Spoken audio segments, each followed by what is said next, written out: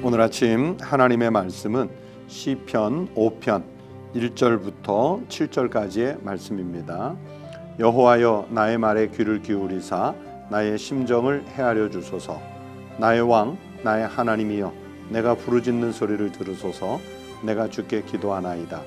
여호와여 아침에 주께서 나의 소리를 들으시리니 아침에 내가 주께 기도하고 바라리이다.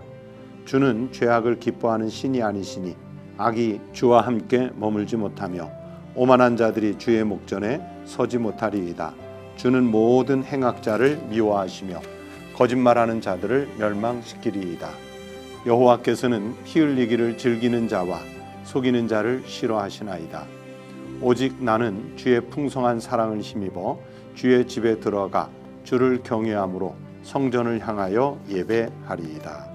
오늘 아침 우리에게 주신 하나님의 말씀입니다.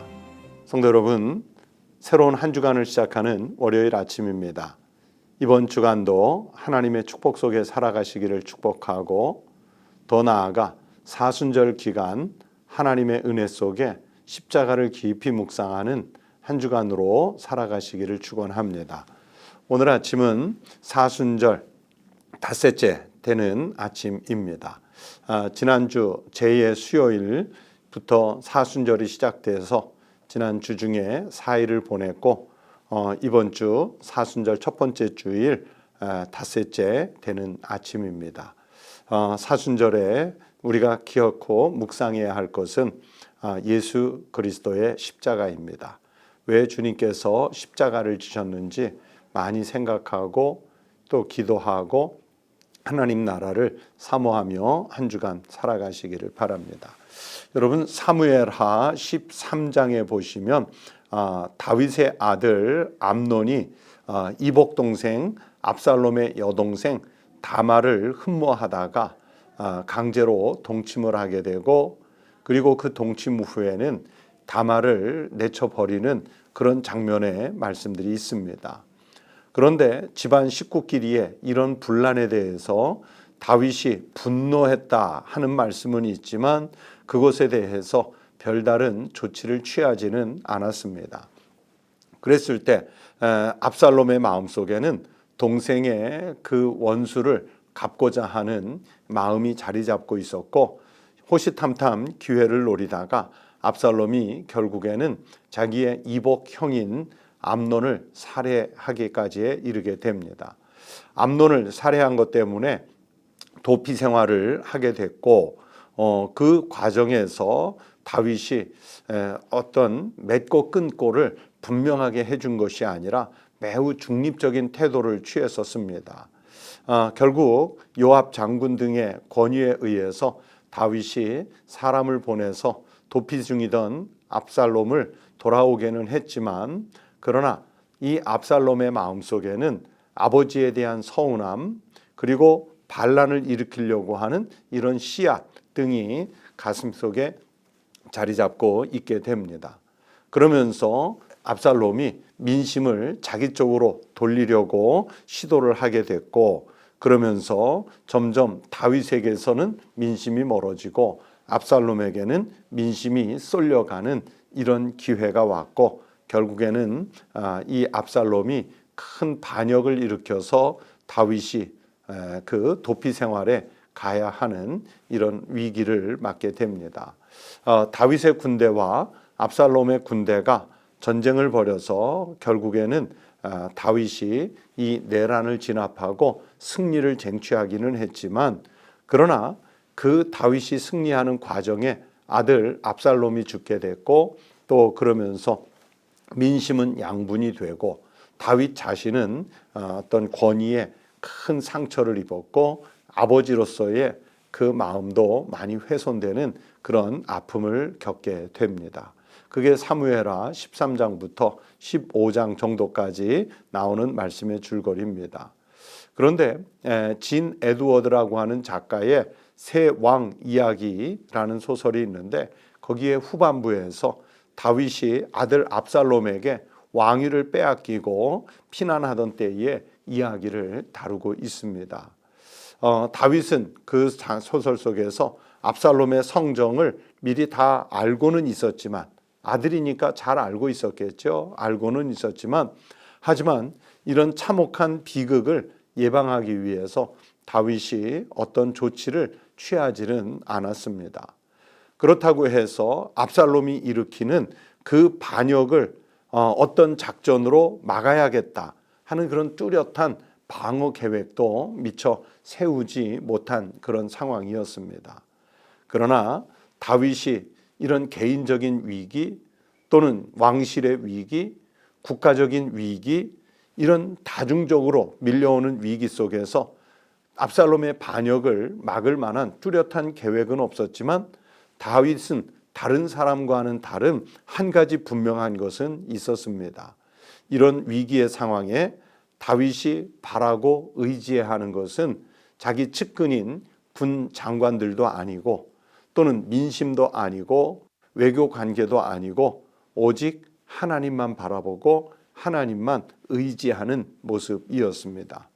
하나님께서 아무 힘도 없던 목동 소년을 이제 세워서 기름 부어서 장군으로 삼으시고 사울을 대체할 왕권 주자로 만드시고 또 사울로부터 쫓겨다닐 때는 사울로부터 구원해 주셨듯이 지금 다윗이 맞닥뜨린 이런 위기 속에서 하나님의 뜻이라면 이 야심찬 젊은 반역자로부터 자신을 하나님이 구원해 주실 것이라, 회복해 주실 것이라, 이런 믿음을 가지고 압살롬의 반역의 상황을 대처하고 있었습니다.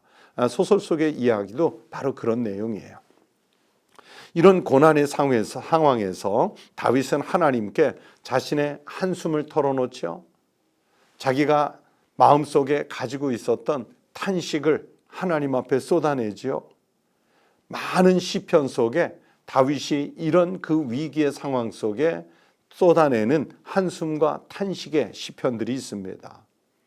다윗은 오늘 본문에 의하면 매일 아침 성전에서 희생 예물을 드리고 하나님의 처분만 기다렸습니다.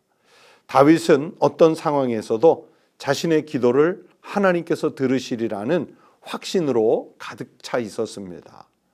그래서 다윗은 자기는 하나님만 바라보겠노라 이렇게 말했습니다. 3절 말씀을 다시 한번 보십시오.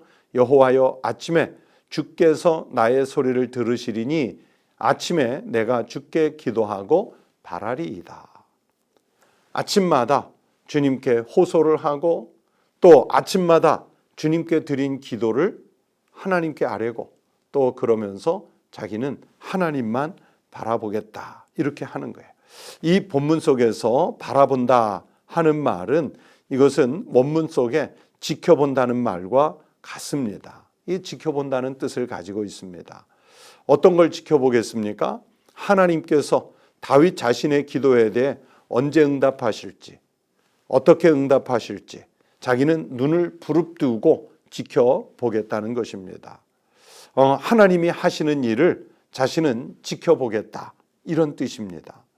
여러분, 감히 사람이 하는 일을 사람이 하나님께서 하시는 일을 눈 부릅뜨고 지켜보겠다. 어떻게 보면 불경건한 것 같지만 그러나 믿음의 사람들은 하나님이 어떻게 역사하시는지를 지켜보는 거예요. 출애굽할 당시에 이제 이스라엘 백성들이 광야길에 들어섰는데 이 이스라엘 백성들을 풀어준 것에 대해 못마땅히 여긴 바로가 정의 군대를 이끌고 추격해 오지 않습니까? 이스라엘 백성들은 지금 홍해가 목전에 있습니다. 뒤에서는 최강 애굽 군대가 추격해 오고 앞길은 바다가 가로막고 있는 이런 상황에서 백성들의 원망이 하늘을 찔렀습니다. 애굽에 장지가 없어서 우리를 이 광야에 끌어내서 죽이려고 했느냐 하면서 모세를 원망하고 아론을 원망합니다. 그 모세와 아론을 원망하는 그 원망 속에는 하나님을 향한 원망이 당연히 들어있었겠지요. 그랬을 때 모세가 이 위기 상황 속에서 이스라엘 백성들에게 한 말을 기억하십니까? 너희는 가만히 서서 하나님의 구원하심을 보라. 너희는 가만히 서서 하나님께서 어떻게 역사하셔서 우리 민족을, 우리 백성을 어떻게 구원하시는지 두 눈 부릅뜨고 하나님의 역사를 지켜보라고 모세가 백성들에게 말하지 않습니까? 지금 다윗은 자기는 하나님만 바라보겠다 하고 말씀한 것은 자기의 눈을 크게 뜨고 하나님께서 어떻게 일하실지, 어떤 방법으로 일하실지, 언제 일하실지, 누구를 통해 일하실지 자기는 지켜보겠다. 이런 그 신앙이 이 속에 담겨 있습니다. 어쩌면 사람이 사람을 그렇게 지켜본다면 부담스럽겠지요. 그러나 하나님께서 찾으시는 사람은 하나님의 권능을, 하나님의 일하심을 믿고 그렇게 부르짖으며 하나님을 바라보는 그 사람을 찾고 계시는 겁니다.